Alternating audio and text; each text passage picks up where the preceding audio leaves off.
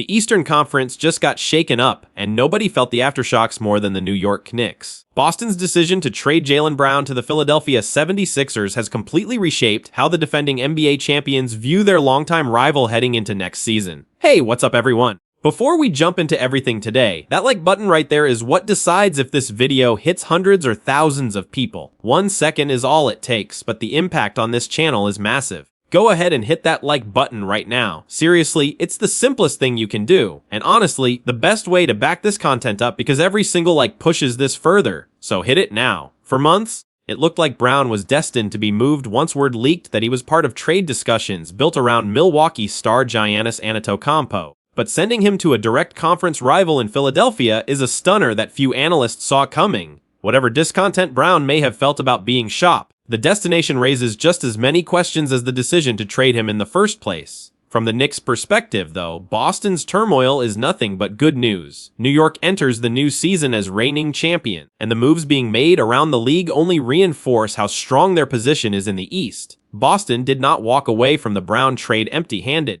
The Celtics picked up 2 first-round picks and 2 second-round picks in the deal, giving them real draft capital to retool the roster around Jason Tatum. That capital could still be used to chase difference makers on the trade or free agent market. Trey Murphy has been a name connected to Boston all summer, and there's added urgency now to get a deal like that across the line following the Brown trade. Even if the Celtics do land a piece like Murphy, though, their best realistic path back to true contention was always going to run through keeping both Tatum and Brown on the roster together. Trading one of their 2 franchise cornerstones makes an already difficult climb back to the top of the conference even steeper. The Antetokounmpo blockbuster that kicked off this chain reaction sent shockwaves through the league, and in hindsight, the Knicks may have benefited more from the fallout than any other team, including Miami, the club that actually landed the superstar forward. On paper, Miami's new starting 5 of Antetokounmpo, Bam Adebayo, Davion Mitchell, Larson, and Andrew Wiggins looks dangerous, especially with the added depth of veteran wing Tim Hardaway Jr. But it's hard to make the case that lineup surpasses what the Knicks can put on the floor in a 7-game playoff series. As for Boston, their strongest counter to the Knicks roster would have been pairing Antetokounmpo with Tatum, rather than trading away Brown and absorbing Paul George's enormous contract, worth over $54 million this season alone. Instead, the Celtics now roll out a starting lineup of Tatum, George, veteran big man Mitchell Robinson, Peyton Pritchard, and Derek White. Robinson's arrival in Boston is notable given his history with the Knicks, where he spent years as a defensive anchor before departing in free agency. Counting on him to handle a heavier workload than he carried in New York last season could be risky business for Boston. Robinson is capable of putting together a dominant, healthy campaign, but his recent injury history tells a cautionary tale. His body absorbed real wear and tear during his best statistical season a few years back, and the Knicks were careful to manage his workload down the stretch of last season as a result. There's a real chance his health becomes a swing factor for Boston's season, especially given the money now attached to his new deal. If the Celtics had somehow found a way to keep both of their all-star wings intact and still bring in complementary size like Robinson, that roster would have presented a completely different problem for the Knicks to solve. Instead, Boston's decision to move on from Brown removed one more obstacle from New York's path to a repeat. There's an eerie symmetry to where the Celtics find themselves now compared to last postseason, when Boston's championship hopes unraveled in dramatic fashion during a fourth-quarter collapse against the Knicks. New York was in firm control late in that game, and Boston's title defense never fully recovered from the events that followed. Now, with Brown gone and George's contract weighing down the books, the Celtics look further from contention than they have in years. Boston struggled mightily last season in head-to-head matchups against New York whenever their 2 stars weren't both healthy and available, and that trend isn't likely to reverse itself without a major roster shakeup beyond the moves already made this summer. None of this means the Eastern Conference picture is finished taking shape. The Knicks still have their own offseason business to handle as free agency rolls on, and roster construction around the league is far from finalized. But for a team that just won it all, watching a top rival dismantle part of its core only adds to the confidence radiating from the Knicks front office as they look to defend their title. Boston's uncertainty is New York's opportunity, and right now, that dynamic could not be clearer heading toward training camp.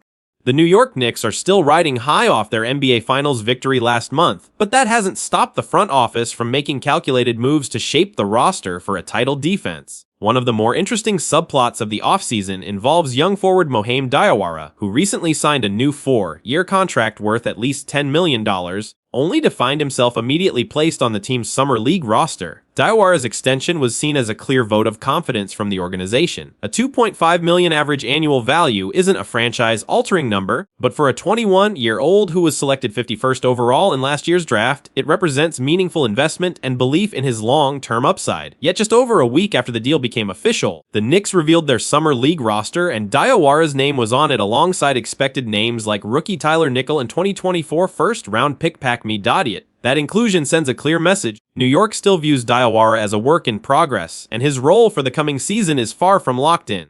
It might look like a mixed signal to see a player rewarded with a new contract turn around and head to summer league action, but there's a strong case that this is exactly the right move for his development. Summer League has long served as a proving ground for young players trying to carve out consistent NBA roles, and for someone in Diwara's position, it's an opportunity to stay sharp, keep working on specific parts of his game, and demonstrate that he's ready for an expanded role rather than resting on the security of his new deal. Being part of a championship roster is one thing, but translating that experience into consistent on-court production is another challenge entirely. Diwara's rookie season numbers show a player still finding his footing at the NBA level. The 6'9", 285-pound forward appeared in 69 regular season games, making 7 starts while averaging just over 9 minutes per outing. His averages of 3.6 points, 1.4 rebounds, and 0.8 assists came with respectable shooting splits of 42-3 in the field and 36.9% from three-point range. His postseason run was far more limited, with just 6 appearances in low leverage minutes and none during the finals. His scoring dipped to 1.2 points per game, and his efficiency fell off sharply, hitting just 23.1% from the field and 16.7% from deep. Those numbers help explain why the Knicks still want to see more from Diwara before fully trusting him in high-leverage moments. Last year's Summer League gave an early glimpse of his scoring potential, as he averaged 7.0 points per game across 22.3 minutes over 4 appearances, including a standout 7-rebound performance in the final against the Washington Wizards on July 19. His perimeter shooting was a clear weak spot in that stretch, though, connecting on just 2 of 13 three-point attempts for a rate of 15.4%.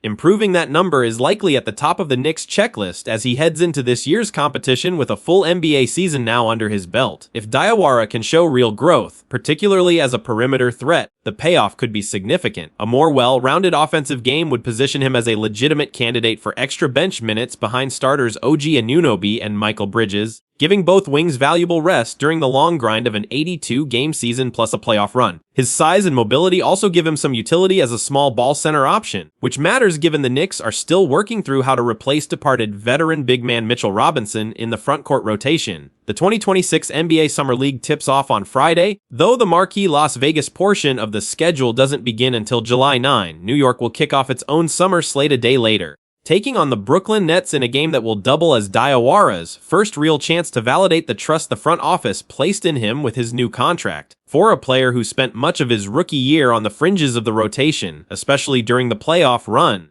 this stretch of Summer League games could go a long way toward determining just how big a role he plays for Mike Brown's group when the games start to count again this fall. There's also a broader context worth considering. The Knicks just went through a busy stretch of roster turnover, retaining rotation pieces like Landry Shamet and Jose Alvarado while losing size in free agency. That leaves head coach Mike Brown with real flexibility, but also real questions about how his frontcourt rotation will look once training camp opens. A forward who can defend multiple positions, space the floor, and occasionally slide up to center in smaller lineups is exactly the type of role player title contending teams value deep into the postseason. Diwara has the physical tools to fit that mold, but tools alone won't be enough. Coaches want to see him consistently make the right reads on both ends and prove his outside shot can be relied upon in real playoff atmospheres, not just meaningless summer minutes. Every rep this July will be watched closely by a staff that believes in his long-term ceiling but wants proof before handing him a bigger role once games actually matter. While plenty of attention this offseason has centered on Boston's stunning trade of Jaylen Brown and the sport's biggest superstar landing in Miami, the Knicks quietly took care of business closer to home. After watching veteran center Mitchell Robinson depart in free agency, New York moved to fill that hole by signing Andre Drummond, giving Mike Brown's championship roster a proven presence at backup center heading into next season. Drummond agreed to a 1-year deal worth $3.9 million, a move first reported by ESPN's Shams Charania. The reporter also noted that the Mount Vernon, New York native drew interest from several other teams around the league before ultimately choosing to sign with what amounts to his hometown franchise. For a player with local roots, Suiting up for the Knicks carries extra significance beyond just the basketball fit, and the basketball fit genuinely makes sense. New York needed a reliable backup big man, and Drummond checks that box in a way few remaining free agents could match. Advanced defensive metrics, including estimated plus-minus figures widely used by front offices across the league, paint a strong picture of his impact on that end of the floor. Those defense-focused metrics tend to be most useful for evaluating centers specifically, since players at other positions rarely have enough defensive influence on a possession to be captured cleanly by a single number. Last season, playing for the Philadelphia 76ers, Drummond graded out in the 74th percentile league-wide on defense. Anyone who has watched him over the years knows rebounding remains his calling card, an area where he's been one of the most productive players in the league for the better part of a decade. Just as important, in Mike Brown, the Knicks may have found a coach capable of unlocking parts of Drummond's offensive game that haven't always been on full display. This isn't the first time New York has turned to a well-traveled veteran big man to round out its front court. Last offseason, the club's most notable addition up front was Guerschon Yabusele, who arrived off a strong platform season and a standout showing at the Olympic Games. On paper, Yabusele looked like an ideal fit for a coach who prizes offensive versatility at every position. In practice, though, the fit never quite clicked. He struggled defensively when asked to play power forward, and with Karl Anthony Towns and Mitchell Robinson both ahead of him on the depth chart at center, he rarely got the chance to operate in smaller lineups where his skill set might have shined. Drummond brings a different profile than Yabusele did. His rebounding prowess and passable defense give him a much clearer path to sticking as a genuine rotation piece behind the Knicks' top options at center, rather than needing a specific system tweak to justify his minutes. There's also an underrated element to Drummond's game that could matter even more under Brown: his ability to facilitate. Reporters who covered Drummond during his years with the Detroit Pistons have pointed out that his rebounding gifts translate into real value as a playmaker once he secures the ball, particularly when a coaching staff builds sets around him getting outlets and quick decisions in space. Former Pistons head coach Stan Van Gundy reportedly put Drummond in positions to create for teammates, and the big man thrived in that role. It would fit Brown's coaching profile perfectly to find similar success weaponizing that part of Drummond's game, especially if the Knicks continue leaning on Karl